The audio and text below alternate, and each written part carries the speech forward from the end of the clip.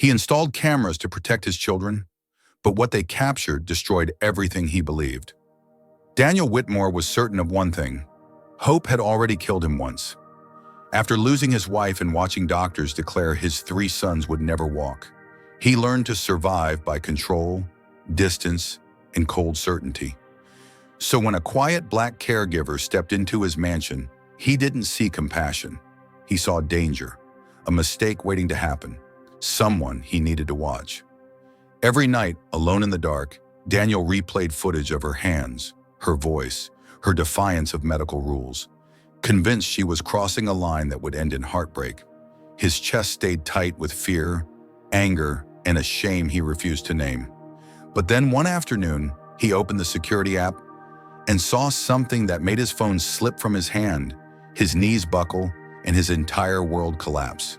If you stay, you'll witness the moment that shattered his prejudice and changed 4 lives forever. Daniel Whitmore used to believe money could solve anything. That belief died the same night his wife did. Evelyn Whitmore survived pregnancy after years of IVF, endless appointments, and whispered prayers in quiet hospital rooms. She made it through labor.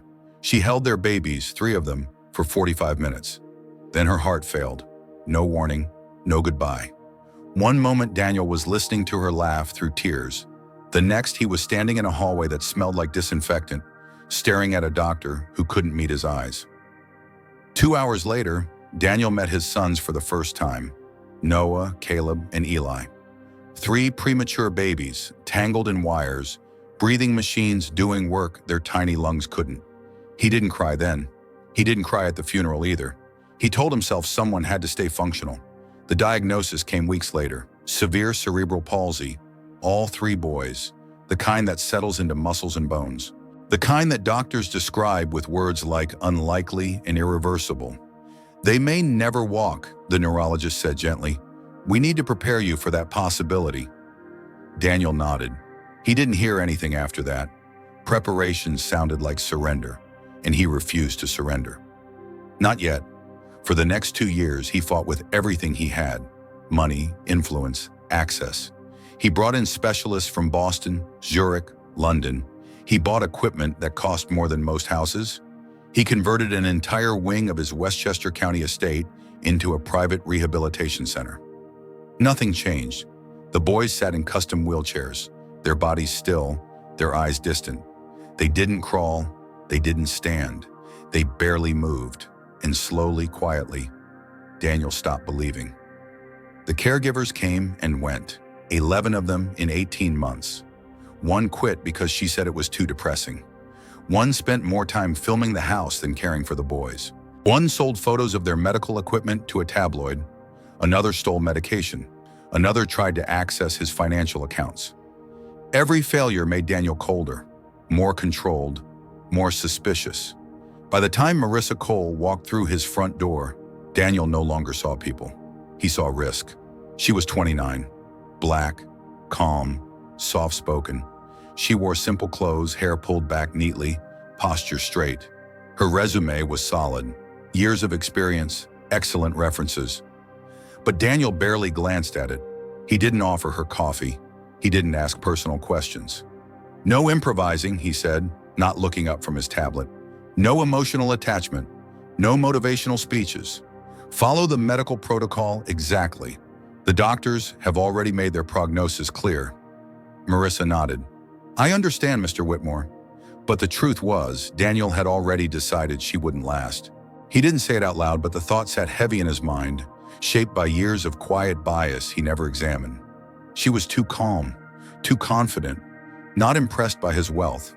He wondered, briefly uncomfortably, if she was truly qualified, or just another risk he'd regret trusting. To protect himself, Daniel installed cameras everywhere. Living room, hallways, rehabilitation wing. Every corner of the house watched, recorded, archived. He told himself it was about safety, control, responsibility. But really, it was fear. On Marissa's first morning, Daniel opened the security app, expecting to catch a mistake. Instead, he saw something that made his chest tighten.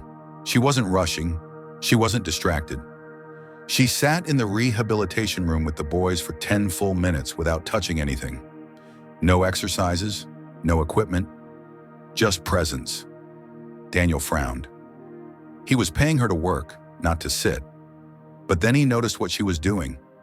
She was watching, studying the way Noah's fingers curled when he was uncomfortable, the way Caleb's breathing changed when his chair needed repositioning, the way Eli's eyes fluttered beneath closed lids. She was learning his sons. On the fourth day, Marissa brought a small portable speaker. Daniel's finger hovered over the intercom button. Music therapy was scheduled for Thursdays with licensed professionals. This wasn't protocol, but before he could intervene, Noah turned his head. Just slightly, barely noticeable, but unmistakable. Daniel leaned closer to the screen. Marissa didn't react with excitement. She didn't clap or cheer. She simply adjusted the volume and waited. Caleb's fingers twitched. Eli's eyes opened wider than usual. Daniel told himself it meant nothing. Random movement, coincidence. Still, he watched. That night, long after the house went quiet, Daniel sat alone in his private study, monitors glowing blue against the walls. He rewound the footage again and again. Marissa sang softly while moving their legs in gentle, rhythmic patterns no therapist had ever taught. She whispered encouragements like she believed they could hear her, like she believed they were more than their diagnoses. Something about it unsettled him. Hope, when you buried it deep enough, doesn't feel comforting. It feels dangerous. By week 3, Daniel noticed the comments from visiting professionals. Subtle pauses, raised eyebrows, notes rewritten. Muscle tone seems improved, one therapist murmured. Unusual responsiveness, another said. Daniel didn't respond. He didn't thank Marissa.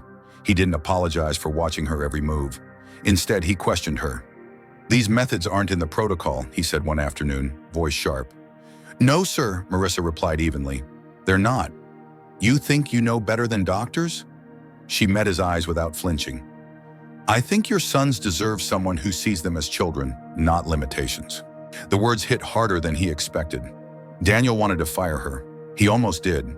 He drafted the termination letter that night, the same one he'd written 11 times before.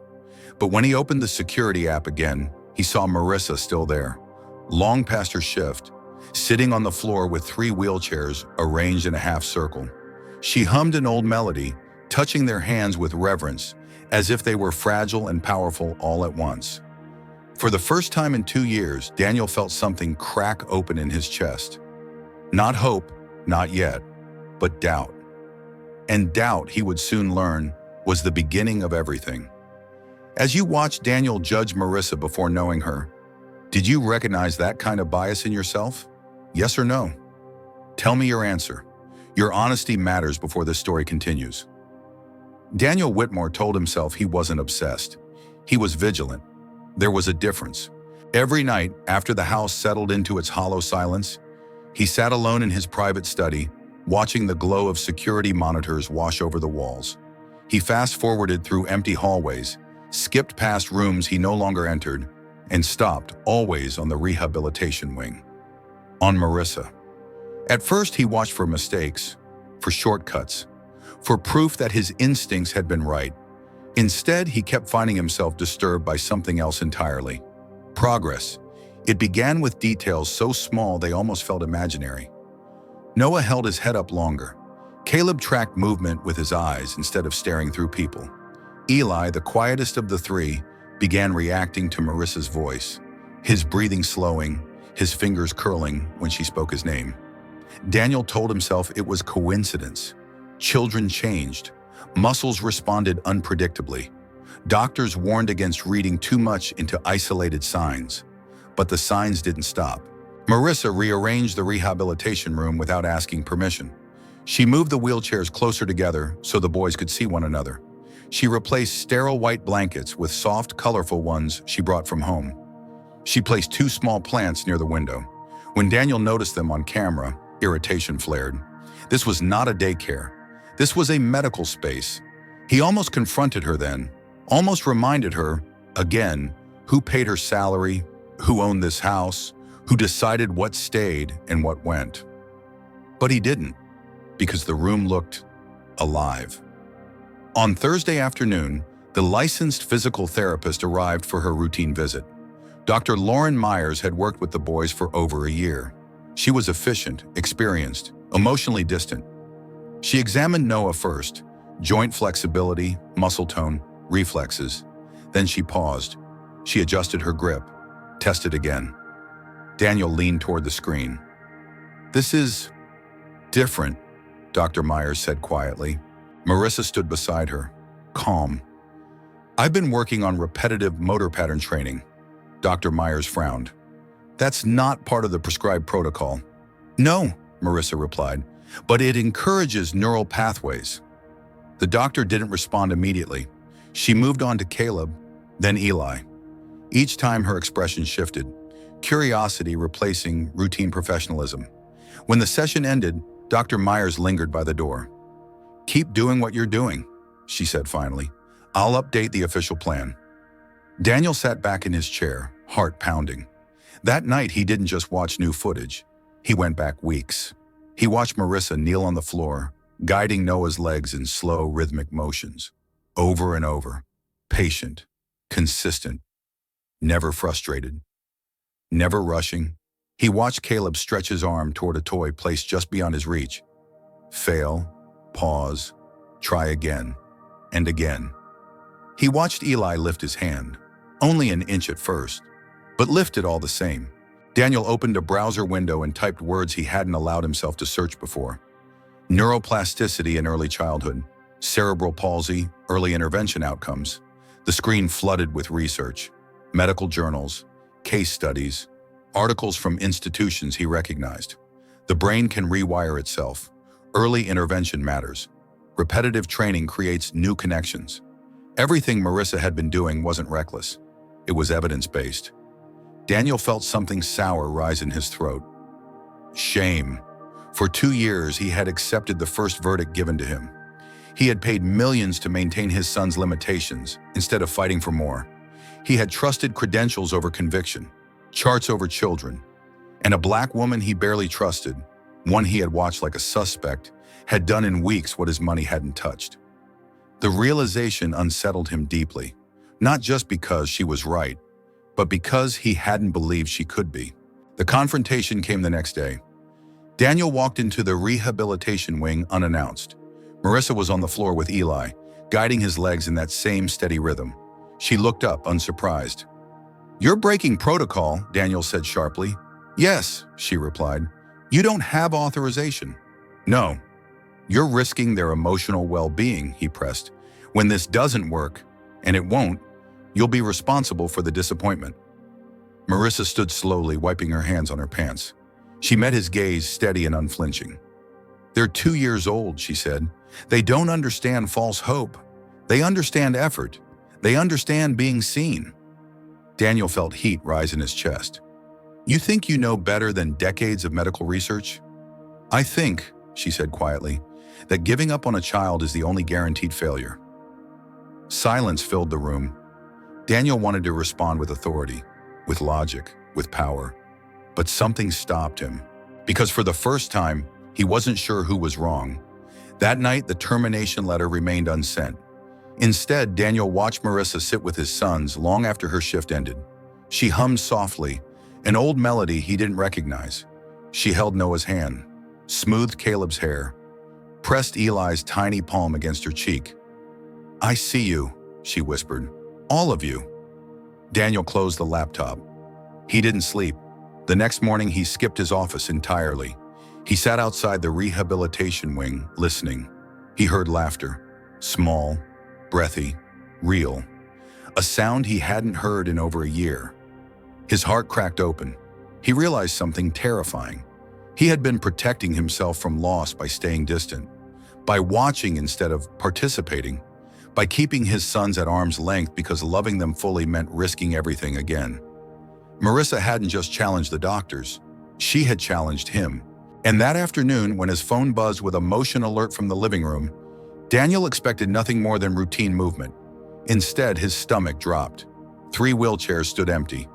The living room floor gleamed in the afternoon light, and in the center of the room, his sons were standing, shaking, unsteady, but upright.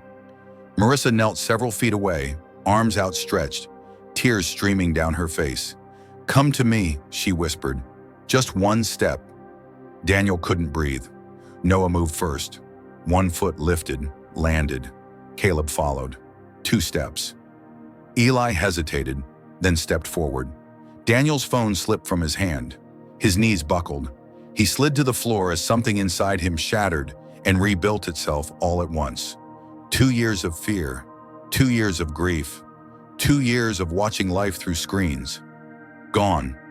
By the time he reached the living room, Marissa was holding all 3 boys in her arms. She looked up at him, not triumphant, not proud, just compassionate. "I didn't know," she said softly. "I just believed."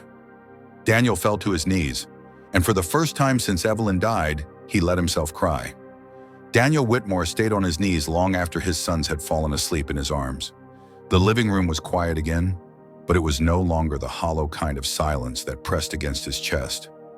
This silence felt earned, sacred, like the calm after a storm that had finally broken. Noah slept with his cheek against Daniel's shoulder, mouth slightly open. Caleb's small hand curled into Daniel's shirt, as if afraid the moment might disappear. Eli, his quiet boy, rested against Marissa's chest, breathing slow and steady, the way children do when they feel completely safe. Daniel watched Marissa carefully, not through a camera this time, up close. She was exhausted. Her eyes were red, her shoulders tense from holding 3 fragile bodies for too long. But there was no pride in her expression. No, "I told you so."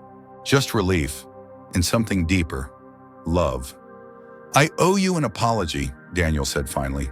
His voice sounded unfamiliar to his own ears. Rough, stripped of authority. Marissa looked at him, surprised. "For watching you like a threat," he continued. "For doubting you before I ever tried to understand you. For assuming—" He stopped, swallowed. "For assuming I knew better."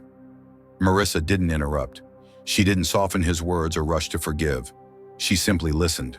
"I thought I was protecting my sons," Daniel said. "But I was really protecting myself. From grief, from hope, from the risk of losing again." His eyes burned, and I let my fear turn into control, into suspicion, into judgment. Marissa nodded slowly. "Fear does that," she said, "especially when it goes unchecked." Daniel hesitated. Then he said the words that had been clawing at him since the night he first watched her through the screens. "I also let my bias speak before my heart did. Churi." The room felt heavier, but cleaner, for the truth. "I saw you as a risk," he admitted. "Not because of your work, but because of who you are. And I'm ashamed of that." Marissa's jaw tightened. She looked down at Eli, smoothing his hair before answering. "You're not the first," she said quietly. "And you won't be the last. People don't always mean harm, but impact doesn't care about intention." Daniel nodded. "I want to do better." She met his eyes then. "Then start by staying present, not watching, not managing, just being their father." The next morning, Daniel didn't open the security app. For the first time in 2 years, he left his phone on the kitchen counter and walked into the rehabilitation wing with nothing but himself. He sat on the floor with his sons while Marissa guided them through gentle movements. His hands shook at first. He was afraid of doing it wrong, afraid of hoping too much. But Marissa didn't correct him. She let him learn. When Noah laughed, a real laugh this time, Daniel laughed too. Loud, uncontrolled. It startled him. The sound felt foreign, like using a muscle he'd forgotten existed. Over the next weeks, the house changed. Not because Daniel ordered renovations or hired new staff, but because he allowed life back in. He reopened the nursery Evelyn had painted. Yellow walls, hand-drawn animals. He cleaned the dust himself, kept the mural exactly as it was, imperfect brushstrokes and all. He fired half the consultants who treated his sons like data points instead of children. He hired specialists who listened, who collaborated with Marissa instead of dismissing her. And when a visiting administrator questioned her credentials, suggested that her methods were unorthodox and unproven, Daniel didn't stay silent. "She's the reason my sons are walking," he said calmly, "and she will be treated with respect in this house." Word spread. Some praised him, others whispered. A black woman, a caregiver. No medical degree. People had opinions. Daniel learned something uncomfortable during that time. Progress didn't erase prejudice, it challenged it. Marissa faced looks she had learned to recognize long before she stepped into the Whitmore estate. Skepticism disguised as professionalism, compliments laced with surprise, doubt that followed her even after proof stood on unsteady legs in front of them. But this time, she wasn't alone. Daniel stood beside her, publicly, consistently. When reporters asked about the miracle, he corrected them. There was no miracle, he said. There was belief, there was work, and there was a woman who refused to see my sons as broken. Months passed. The boys grew stronger, still challenged, still learning, but moving forward. And Daniel learned too. He learned that being a father wasn't about control, it was about courage. He learned that grief didn't disappear when ignored, it hardened. And he learned that racism didn't always shout. Sometimes it whispered, hid behind caution and credentials and quiet assumptions. One evening, Daniel found Marissa in the garden, watching the boys practice walking across the grass, their steps uneven but determined. "I used to think money made me powerful," he said. Marissa smiled faintly. "And now? Now I know listening does." She looked at him then, not as an employee, not as a symbol, but as a man who had finally chosen growth over comfort. "I'm proud of you," she said. Daniel felt his throat tighten, not because of praise, but because it was earned. As the sun set behind the Whitmore estate, 3 small boys laughed into the fading light. A father stood beside them, and a woman once doubted stood at the center of the family she had helped heal. This wasn't just a story about walking, it was a story about unlearning, about choosing empathy over fear, about seeing people fully, honestly, without prejudice, and allowing that vision to change everything. Before you leave, I want to hear from you. Do you think Daniel truly changed, or was his growth overdue? If you enjoyed this story, comment 111 below, so I know to share more stories like this. Tell me, what country are you watching from? And if this story touched you, please share it with someone who needs to hear it today. Your voice matters.